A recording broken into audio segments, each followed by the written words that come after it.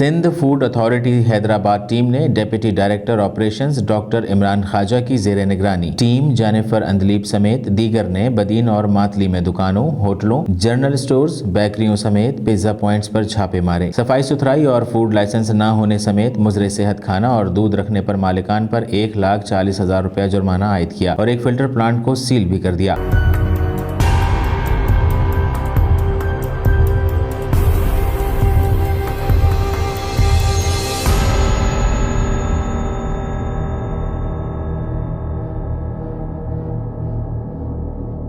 बाद में टीम की जानिब से सफाई सुथराई पर दुकानदारों की काउंसलिंग भी की गई और उन्हें हिदायत जारी की गई कि वो जल्द अज जल्द फूड लाइसेंस बनवाएं। बसूरत दीगर अगली बारान पर मजीद जुर्माने आयद किए जाएंगे।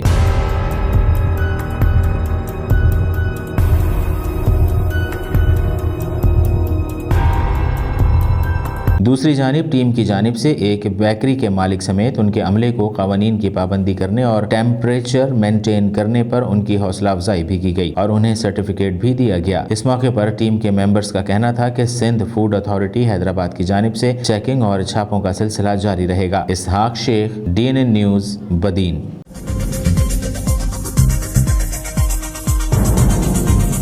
न्यूज़ से अपडेट रहने के लिए हमारे चैनल को सब्सक्राइब करें और बेल आइकन पर क्लिक करें।